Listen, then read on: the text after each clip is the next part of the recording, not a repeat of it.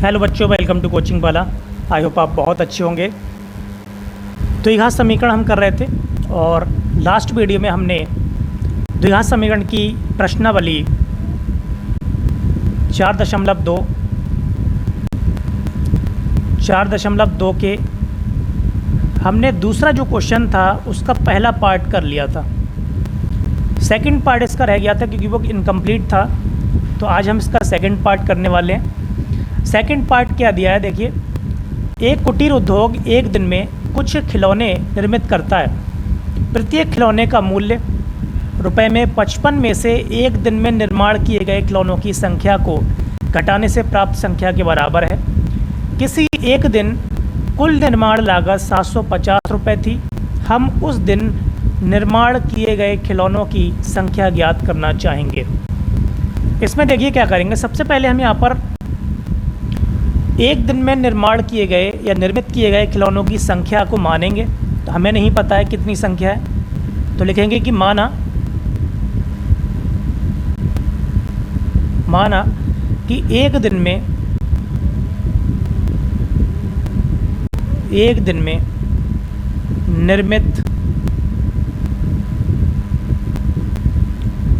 निर्मित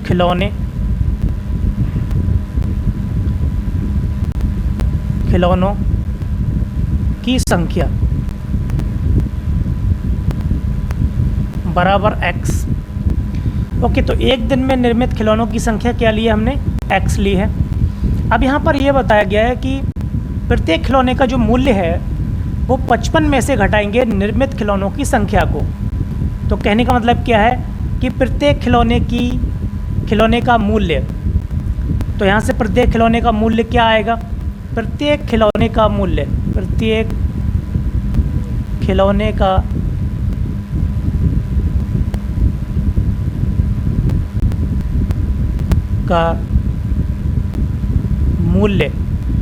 ये आएगा 55 माइनस एक्स। बताया गया है कि 55 में से हमें घटाना है एक दिन में निर्माण किए गए खिलौनों की संख्या, और एक दिन में निर्माण किए गए खिलौनों की संख्या क्या है, एक्स है। तो हमने इसको घटा दिया इसमें से। ये आ गया इसका एक खिलौने का मूल्य। ओके, अब यहाँ से हम क्या निकालेंगे, किसी एक दिन कुल निर्माण लागत। तो किसी एक दिन कुल निर्माण लागत कितनी है, 750 रुपये है। तो किसी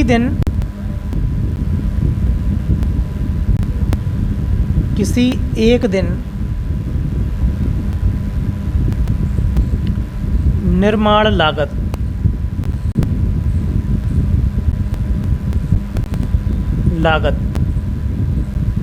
ओके कितनी है, 750 रुपये है। अब ये 750 रुपये है, निर्माण लागत कैसे निकालेंगे, खिलौनों की संख्या और प्रत्येक खिलौने का मूल्य अगर गुणा कर देंगे तो निर्माण लागत आ जाएगी।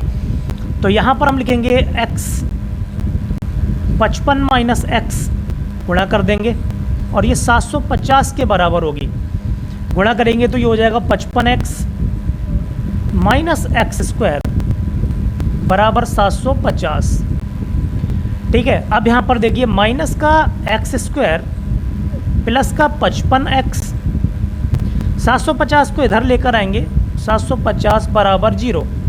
अगर हम इसमें माइनस से भाग कर दें, माइनस से जब भाग करेंगे तो ये कुछ ऐसा बन जाएगा, एक्स स्क्वायर माइनस 55x और प्लस का हो जाएगा 750 बराबर 0। अब हमें 750 के गुणनखंड करना है। ऐसे गुणनखंड करना है जो जोड़ने पर 55 आ जाए। जोड़ने पर 55 कैसे आएगा देखते हैं। जोड़ने पर 55 कैसे आएगा, 750 के गुणनखंड कर लेते हैं। 2 से अगर डिवाइड करेंगे इसको तो क्या आएगा, 2 से करते हैं। सबसे पहले 2 तिया 6, 2 सत्ते 14, 2 पंजे 10। अब ये 2 से नहीं हो पाएगा, क्या 3 से हो सकता है, बिल्कुल 3 से हो सकता है। 3 एकम 3, 3 दूनी 6 और 3 पंजे 15। अब इसको हम 3 से भी नहीं कर सकते, अब इसको हम करेंगे 5 से और ये हो जाएगा 5 दूनी 10, 5 25। अगर हम इन दोनों की गुणा करें, 2 तिया 6, 6 पंजे 30, 30 और 25 की अगर हम गुणा करेंगे 30 और 25 की गुणा, तो ये 750 आएगा और जोड़ने पर कितना आएगा, 55 आएगा। ठीक है, तो यही हमें निकालना था। ओके, अब इसको हम इरेज कर देते हैं।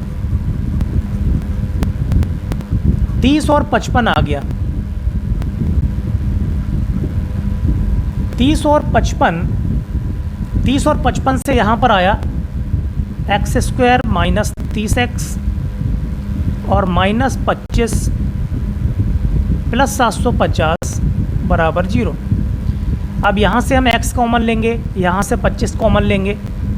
x जब कॉमन लेंगे तो ये बचेगा x माइनस 30, यहाँ से 25 लेंगे कॉमन तो ये बचेगा x माइनस 30 बराबर 0। x माइनस 30 कॉमन ले लेंगे, ये हो गया x माइनस 25 बराबर 0। यहाँ से दो मान आएंगे, x बराबर 25 आएगा और एक 30 आएगा। ओके, तो यहाँ पर दो मान आ रहे हैं। तो निर्माण किए गए, एक दिन में निर्मित किए गए खिलौनों की संख्या क्या होगी, यहाँ पर 25 और 30 दोनों हो सकती है। 25 अगर हम किसी एक समीकरण में रख देते हैं तो इससे हमारा मान जो समीकरण है 750, देखिए यहाँ से अगर हम देखेंगे बराबर 750 है। इधर हम अगर x का मान कोई भी रखते हैं, 25 रखते हैं या 30 रखते हैं, तो 750 ही आना चाहिए। इससे हमें पता चल जाएगा कि ये दोनों मान हमारे बिल्कुल करेक्ट हैं या नहीं है। ओके, तो ये था, इस तरीके से हम लिख सकते हैं। तो एक दिन में निर्मित किए गए खिलौनों की संख्या क्या होगी, 25 या 30 होगी। इस तरीके से हम लिख लेंगे। ओके, अतः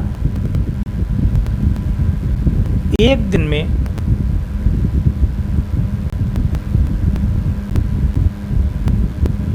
निर्मित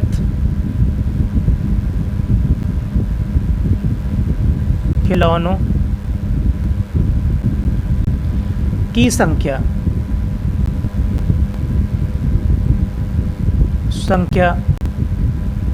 25 व 30 होगी। क्योंकि यहाँ पर दोनों मान प्लस में है तो दोनों मान यहाँ पर हो सकते हैं 25 और 30। ओके, नेक्स्ट क्वेश्चन पर चलते हैं। क्वेश्चन नंबर 3 यहाँ पर दिया हुआ है, ऐसी दो संख्याएं ज्ञात कीजिए जिनका योग 27 हो और गुणनफल 182 हो। इसको देखिए कैसे करेंगे। इसमें हम सबसे पहले क्या करेंगे, एक संख्या हम मानेंगे इसमें, तो हम इसमें लिख लेते हैं कि माना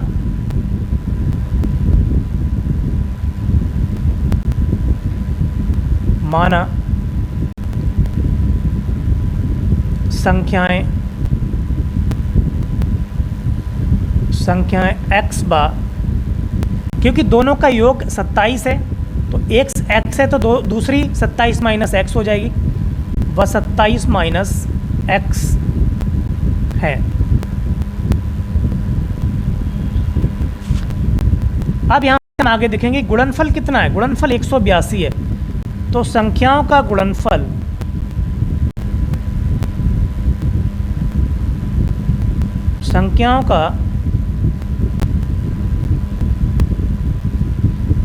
बराबर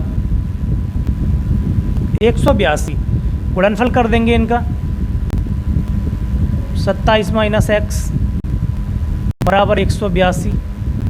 गुणा करेंगे तो ये आ जाएगा 27x माइनस एक्स स्क्वायर बराबर 182। इसको हम इधर लेकर आएंगे तो ये हो जाएगा माइनस का एक्स स्क्वायर प्लस का 27 और माइनस का 182 बराबर 0। माइनस से अगर हम भाग कर देंगे दोनों पक्षों में तो x square minus 27x plus 182 बराबर 0। X square minus 27x plus 182 आ गया। यहाँ से हम क्या करेंगे, 182 के ऐसे गुणनखंड करना है जो जोड़ने पर 27 आ जाए। करके देख लेते हैं। 182 सबसे पहले 2 से कर लो, उसके बाद यहाँ पर देखिए 3 से होगा नहीं, 4 से होगा नहीं, अब ये होगा 7 से। 7 से करो, 7 एकम 7 और 7 तिया 21, फिर 13 से होगा।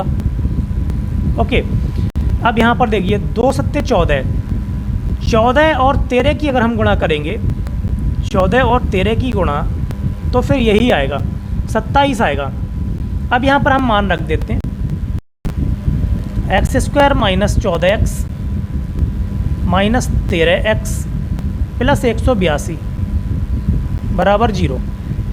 x कॉमन लेंगे तो यहाँ पर x माइनस 14 आएगा, यहाँ पर 13 कॉमन लेंगे तो ये x माइनस 14 आएगा बराबर 0। ओके, तो ये है।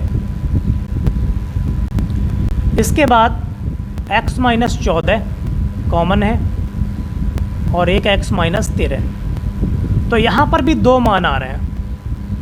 ठीक है, एक x माइनस 14 बराबर 0 लिखेंगे और दूसरा x माइनस 13 बराबर 0। x बराबर 14 आ गया एक, और एक x बराबर 13 आ गया। तो ये दोनों मान हो सकते हैं। ठीक है, और दोनों का योग यहाँ पर क्या है, 27 है। तो एक संख्या यहाँ पर 13 होगी और एक संख्या यहाँ पर 14 होगी, क्योंकि दोनों का योग कितना है, दोनों का योग 27 है। क्योंकि अगर हम 14 अगर एक संख्या लेते हैं, 27 में से घटाएंगे तो 13 आएगी, और अगर 13 लेते हैं तो 27 में से घटाएंगे तो 14 आएगी। तो संख्याएं क्या होंगी, अतः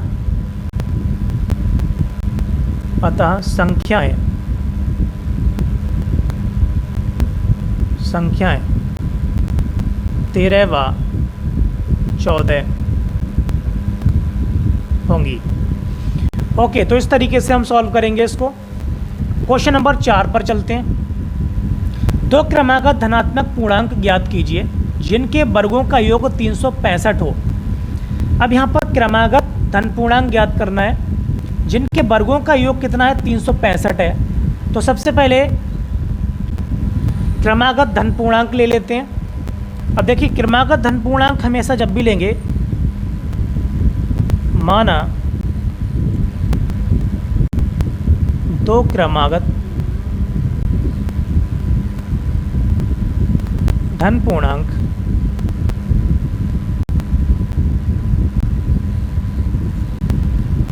x बा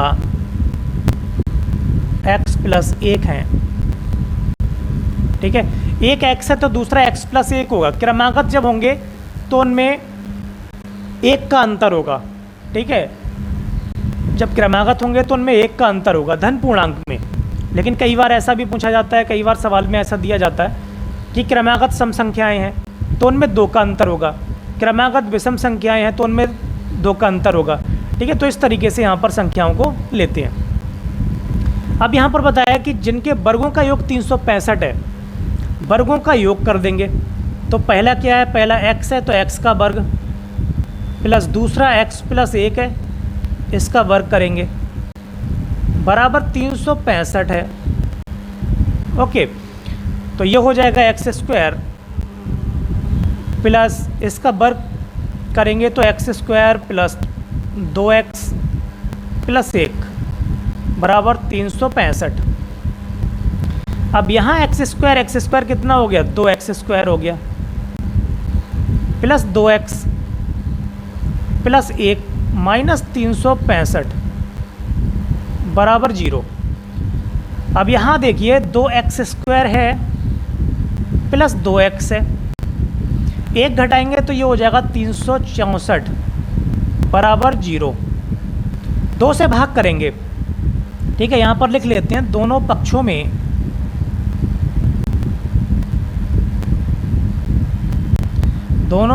में 2 से भाग करने पर क्या होगा, ये हो जाएगा x² प्लस x माइनस 2 से करेंगे तो ये हो जाएगा 2 एकम 2, 2 अट्ठे 16, 2 दूनी 4।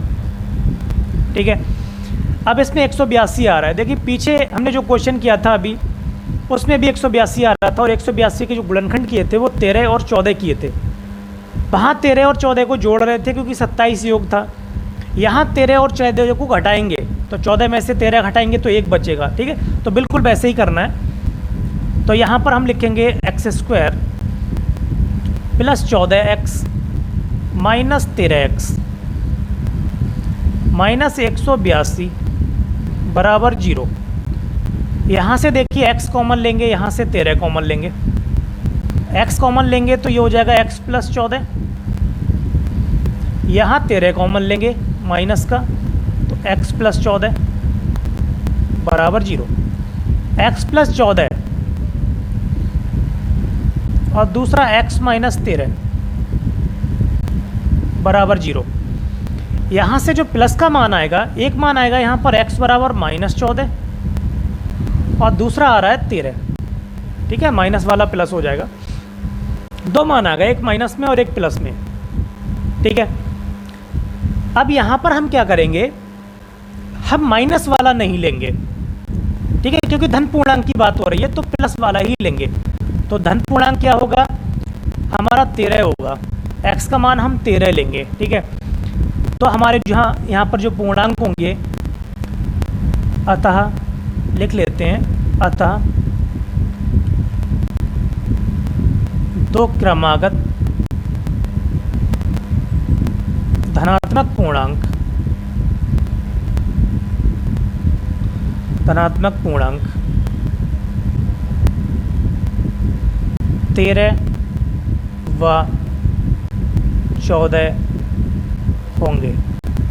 ठीक है, क्योंकि हमने 13 लिया था यहाँ पर, तो 13 में एक ऐड करेंगे तो 14 हो जाएगा, क्योंकि हमने जो धनात्मक पूर्णांक लिए हैं वो x और x प्लस 1 लिए हैं। ठीक है, तो एक 13 है तो दूसरा 14 होगा। ठीक है, तो इस तरीके से हम इसको सॉल्व करेंगे एग्जाम में, बिल्कुल सही तरीके से। क्वेश्चन नंबर 5 देखेंगे। इसमें क्वेश्चन नंबर 5 में क्या है, एक समकोण त्रिभुज की ऊंचाई इसके आधार से 7 सेंटीमीटर कम है। यदि कर्ण 13 सेंटीमीटर का हो तो अन्य दो भुजाएं ज्ञात कीजिए।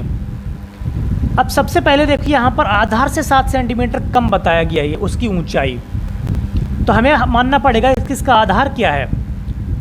माना कि समकोण त्रिभुज का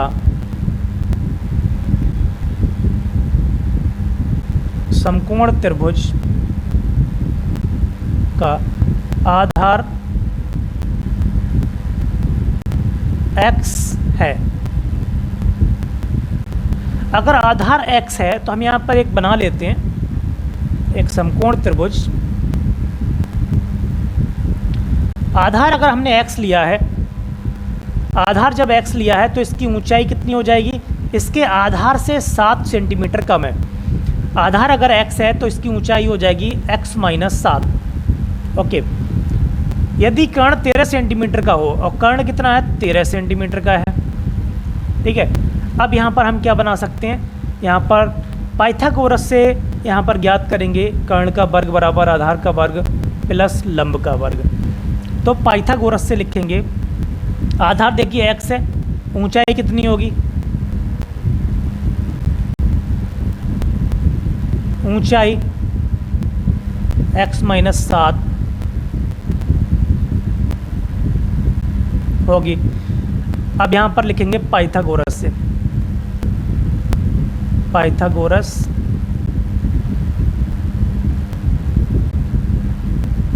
से क्या होगा, पाइथागोरस से हम करते हैं तो इसको आधार का वर्ग प्लस लंब का वर्ग x माइनस 7 का स्क्वायर बराबर कर्ण का वर्ग 13 का स्क्वायर। ठीक है, एक्स स्क्वायर इसका वर्ग खोलेंगे तो क्या होगा, x square minus 14x plus 49 बराबर 13 का वर्ग क्या होगा, 169 होगा।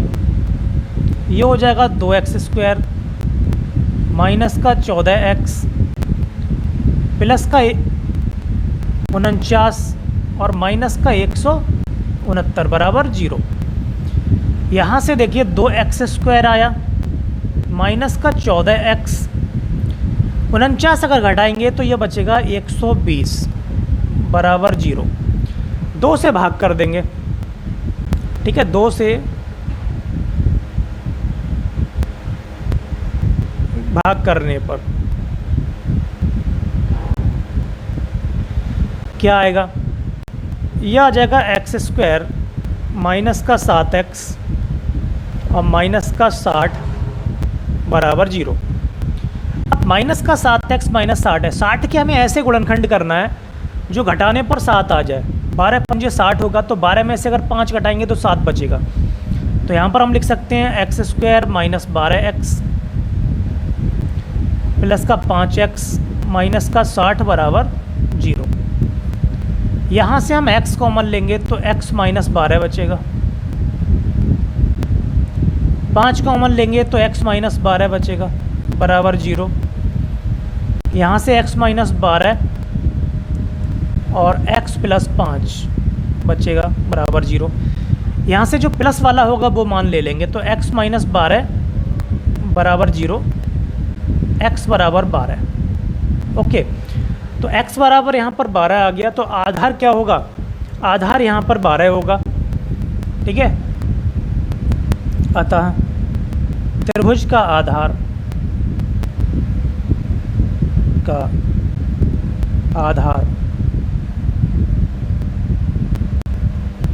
आधार 12 सेंटीमीटर तथा ऊंचाई अब देखिए x माइनस 7 था, तो 12 में से 7 घटाएंगे तो 5 बचेगा, 5 सेंटीमीटर होगी। ओके, ये होगा। तो इस तरीके से इसको सॉल्व करेंगे। ओके, क्वेश्चन नंबर 6 पर चलते हैं। एक कुटीर उद्योग एक दिन में कुछ बर्तनों का निर्माण करता है। एक विशेष दिन यह देखा गया कि प्रत्येक नग की निर्माण लागत उस दिन के निर्माण किए गए बर्तनों की संख्या के दुगने से 3 अधिक थी। यदि उस दिन की कुल निर्माण लागत 90 रुपये थी तो निर्मित बर्तनों की संख्या और प्रत्येक नग की लागत ज्ञात कीजिए। इसको देखिए कैसे करेंगे। इसको करते हैं, सबसे पहले हमें लेना होगा कि माना उस दिन निर्माण किए गए बर्तनों की संख्या, माना उस दिन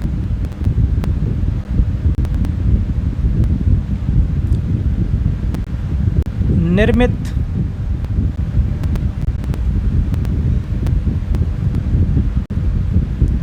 बर्तनों की संख्या बराबर क्या होगा? x ले ली हमने। अगर निर्मित किए गए बर्तनों की संख्या x है तो उस दिन की जो निर्माण लागत होगी वो कितनी होगी? ठीक है, तो निर्माण लागत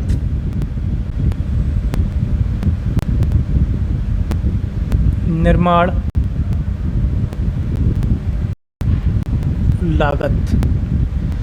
लागत कैसे निकालेंगे? क्योंकि यहाँ पर दिया हुआ है बर्तनों की संख्या के दुगने से 3 अधिक, तो बर्तनों की संख्या के दुगने से 3 अधिक, ये हो गई इसकी निर्माण लागत। और वही निर्माण लागत इसको यहाँ पर 90 रुपये दी हुई है, तो इसको हम बराबर रखेंगे। ओके, तो निर्मित बर्तनों की संख्या और प्रत्येक नग की लागत ज्ञात कीजिए।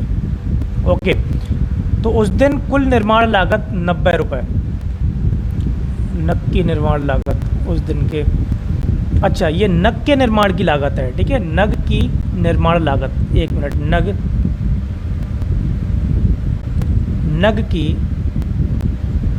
नग की निर्माण लागत। नग का मतलब क्या है यहाँ पर?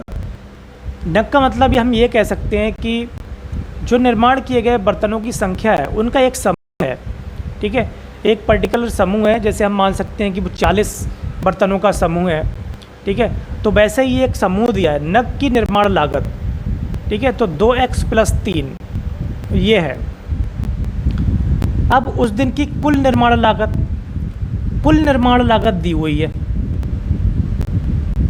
कुल निर्माण लागत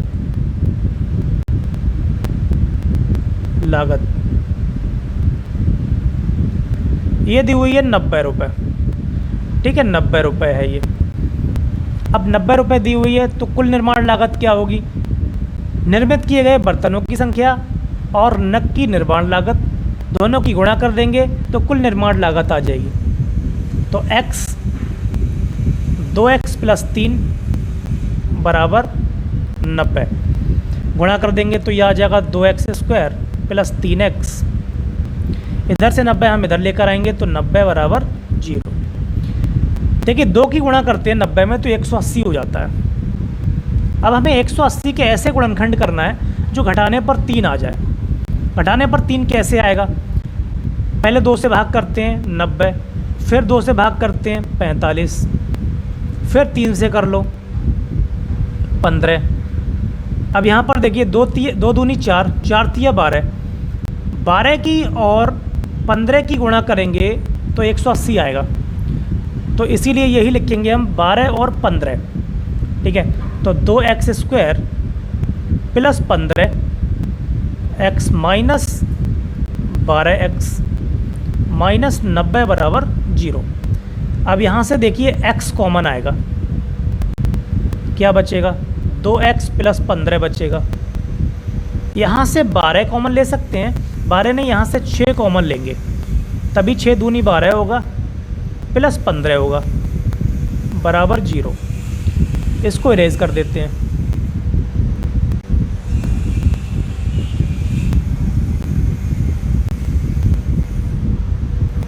ओके, अब यहाँ पर क्या आएगा? 2x प्लस 15 कॉमन है और ये बचा माइनस x माइनस 6 बराबर 0। अब यहाँ से जो वैल्यू आ रही है निकल करके प्लस वाला लेंगे तो x माइनस 6 बराबर 0, x बराबर 6। x बराबर 6 किसकी है? ये है निर्मित किए गए बर्तनों की संख्या। तो उस दिन निर्मित किए गए बर्तनों की संख्या आ गई और नग की लागत क्या हो जाएगी? ठीक है, निर्मित बर्तनों की संख्या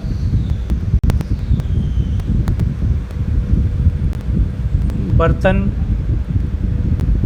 की संख्या बराबर 6 हो गई और निर्माण नग की लागत नग की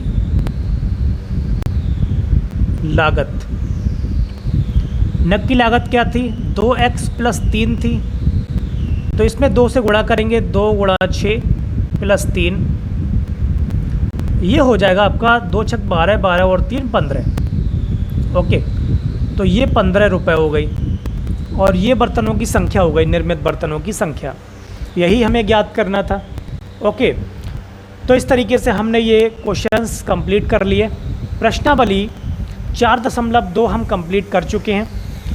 अब इसके बाद हम 4.3 करेंगे। वीडियो पसंद आई हो तो लाइक करें, शेयर करें, कमेंट करें और समझ आया हो तो चैनल को सब्सक्राइब करें, जिससे कि आपको हमारी नई वीडियोज़ को नोटिफिकेशन मिलते रहें। Okay, thank you very much.